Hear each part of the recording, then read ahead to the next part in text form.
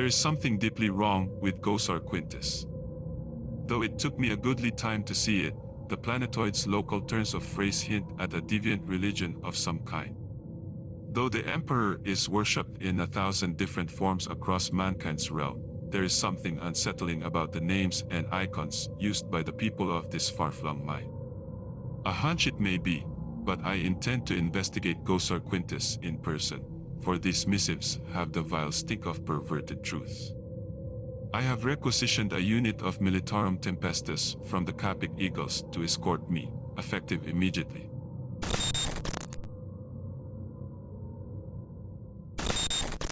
Greetings, I am Bob, your humble Imperial scholar and painting adept. Today we will be looking into the Imperium's first encounter with the Genestealer cults in what is known as the Ghosar Quintus anomaly. Our story begins with the disappearance of Ordo Xeno's Inquisitor Chegrin, who seemingly vanished after scrutinizing a disquieting religious deviancy within the honeycombed delverworld of Ghosar Quintus in the Segmentum Ultima. The planet was considered a prime example of such a designation, given sole purpose in mining its abundant resources. Ruled by the noble family known as the Trist dynasty, its tithes were consistently at least 22% higher than the required level, giving my fellow colleagues bonus as hard as the adamantium mined from its substrata. More than that, the dynasty's workers were content to subsist only on gruels and nutrient pills, and there were no recorded incidences of unrest. The Inquisitor's initial findings spoke of strange icons, scrolls of a four-armed emperor, and evidence of alien worship. His final contact, however, declared there to be nothing amiss and recommended no further investigation.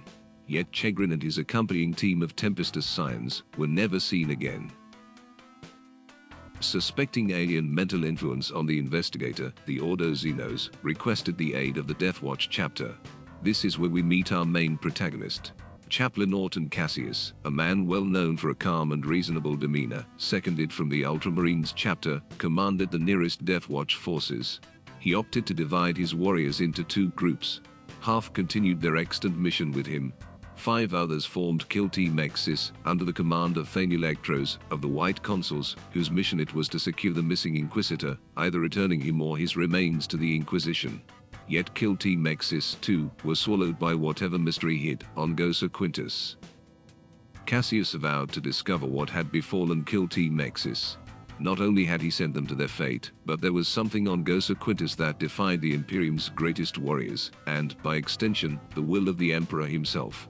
The chaplain's desire to see such a challenge punished led him to assemble a kill team, initially without his watch commander's approval, stating his intent to leave the Death Watch were his request denied and investigate anyway. Needless to say, his superiors relented, and not without good reason.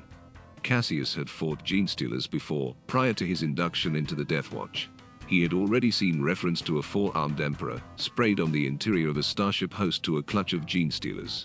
His suspicions, combined with the sparse evidence the Inquisitor had originally submitted before his disappearance, led Cassius to believe that these Xenos were somehow involved in whatever was affecting the Delverworld. Ghosar Quintus had been called in ages past to plunder its prodigious mineral wealth. Over the centuries, the planet's ruling Trist dynasty had vastly improved the mining yield. The largest mine working, known as the Great Pit, had been extended and strung with so many structures over the generations as to form an entire hidden subterranean world.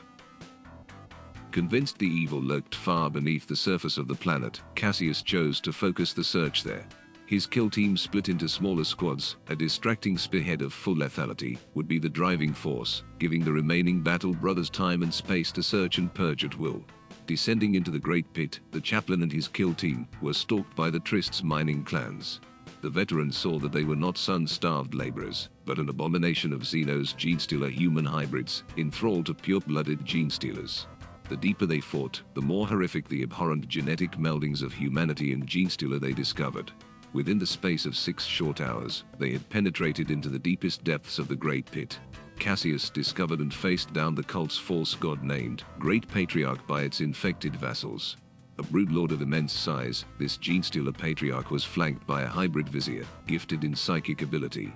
Only the combined efforts of the kill team and the protective power of Cassius's Rosarius saved him from its monstrous claws and saw the beast slain. Despite serious injuries, Kill Team Cassius ultimately survived and discovered Inquisitor Chegrin's body in Servo's skull, with evidence that proved Chegrin's initial findings of a Xenos infestation and its dire portent for the Imperium. What Cassius had revealed was no isolated nest of gene stealers, but the horrific reproductive cycles through which they spread. From settlement to settlement, from planet to planet. Most shocking of all was the damning evidence in the mining cult's shipping holographs.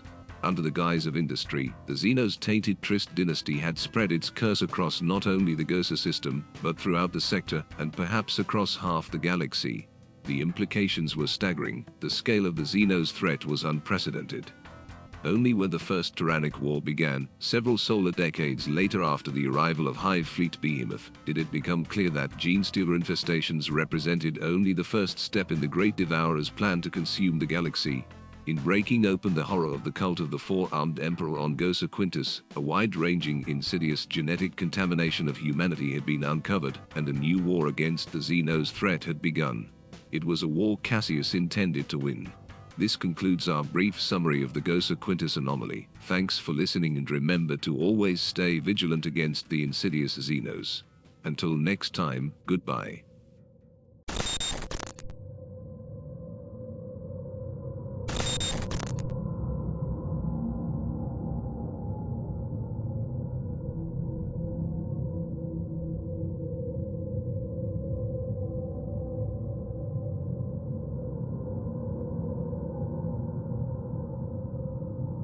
In the last hours of 101 M40, an anomalous vessel phased into real space between the Pluvian and Ghosarian systems.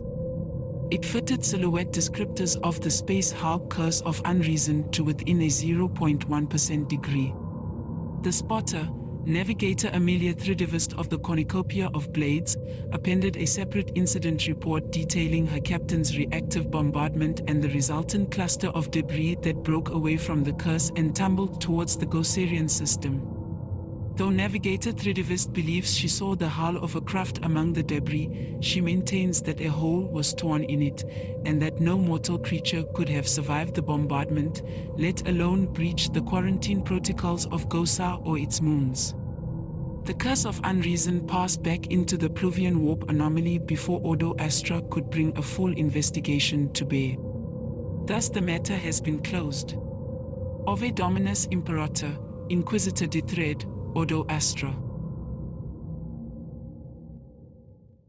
Thanks for watching. Please like and subscribe the video if it pleases you. If you would like to support the channel, I have started a small merch store over at Redbubble, with a few designs that I will slowly add to over the coming months. The unit creation table may prove useful to you, or how about this stylish bolter profile? The folks at Redbubble do merch for just about anything, and it's well worth having a look around. Thanks again and take care.